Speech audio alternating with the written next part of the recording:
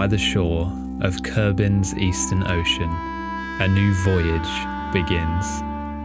A journey that will take a humble species of scientists, engineers and thrill seekers to every corner of the solar system. And it all starts with one small step.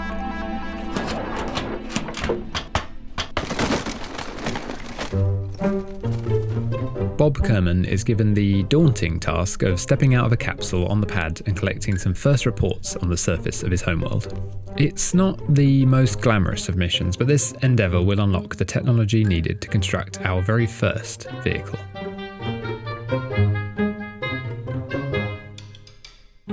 Commonly referred to by its creators as the rolling pin, the XKSR-1 is a cutting-edge design which uses the staggering torque of the Kerbal's reaction wheels to roll a team of 2 around the Space Center.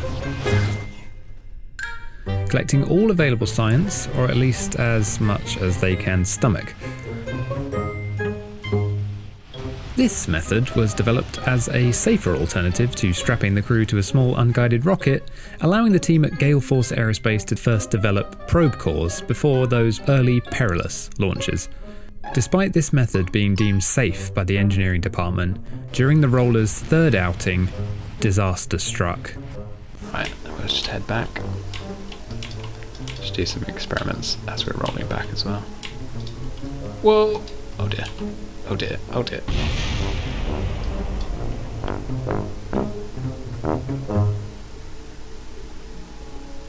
Oh no. Was that Bob?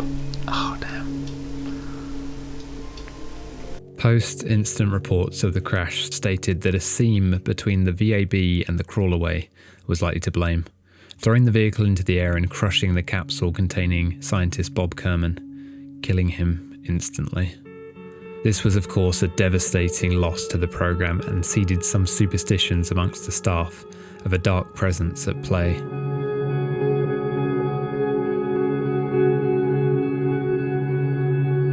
However, with the science excursions already complete and the crew program put on hold, it was deemed that the best way to honour the short life of Bob Kerman was to push onwards with the uncrewed sounding rockets and upwards into space.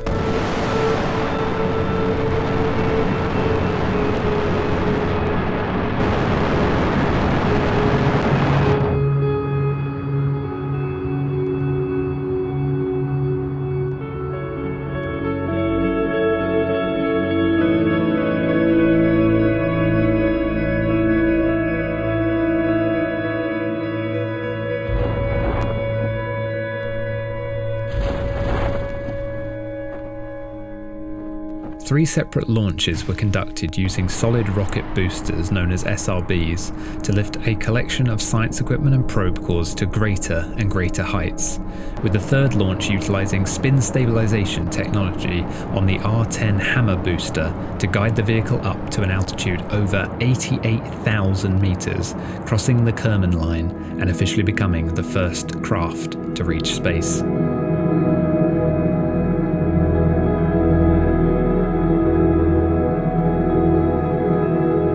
This series of successes rebuilt much of the lost morale within the team, completing 3 separate contracts and unlocking a whole new branch of technology, allowing the crew program to take to the skies.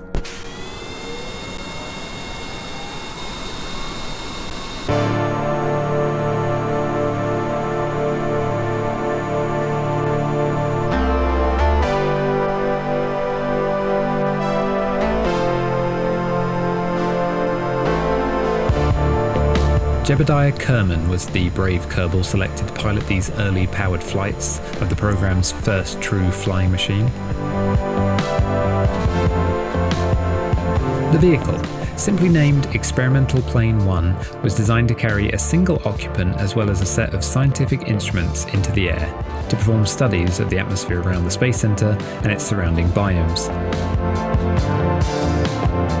The vehicle also provided pilots a platform on which to hone their skills, ready for the more ambitious missions still to come.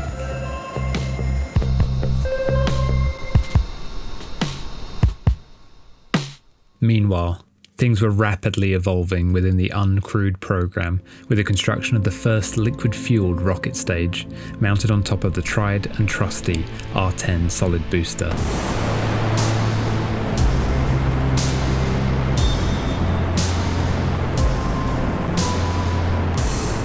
The probe, named Wanderer, was fitted with a heat shield and tasked with not just reaching space, but also achieving the speeds required to complete multiple orbits of the planet before parachuting back down to the surface. The booster was pushed to the edge of its lifting capacity and performed flawlessly. However, the vehicle was more stable than its designers expected and flew a much steeper ascent profile than intended.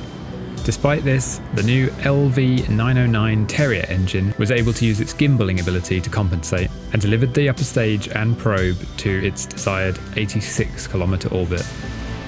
Wanderer performed 3 orbits of Kerbin, using its newly developed solar panels to stay powered and run multiple scientific experiments for the hour and a half it spent in space.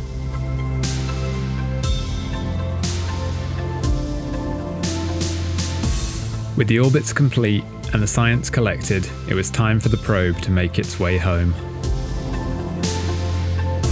One small relight of the liquid fuel engine and Wanderer was committed to its fiery return to the surface. The heat shield, on loan from OMB Demolition Enterprises, protected the sensitive equipment through re-entry and helped slow the craft down until the parachute could be safely deployed.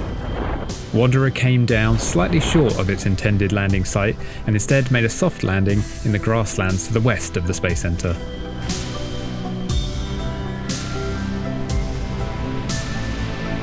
The mission was deemed a success. However, due to the minor issues with the launch profile and return trajectory, the decision was made to make the Wanderer 2 mission a repeat of the first with a few minor changes to the launch vehicle. Wanderer 2 lifted off on a slightly modified R10 solid booster and used the newly added fins to achieve the intended ascent profile. Once again, the second stage worked perfectly and delivered the probe to the same 86-kilometer orbit.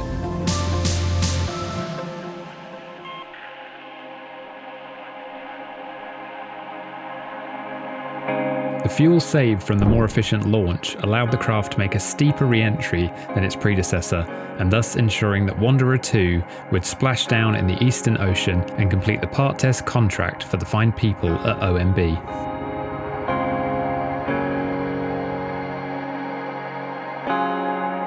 And with that, the first day of the final career draws to a close, the beginning of the end of our final playthrough of KSP. This will be our last opportunity to experience everything Kerbal Space Program has to offer, to visit every planet, set up a permanent presence, and when it's all said and done, to bring every crew member home safely. So thank you for watching, and I hope you join us again as we say goodbye to the greatest space game that ever was.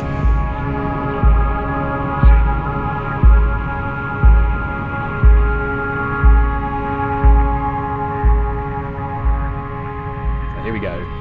10, 9, 8, 7, 6, 5, 4, 3, main engine start, 2, 1, and liftoff. We have liftoff of Trailblazer 80 carrying the 10th MOHO payload up to its parking orbit. We successfully cleared the tower at 95 meters a second.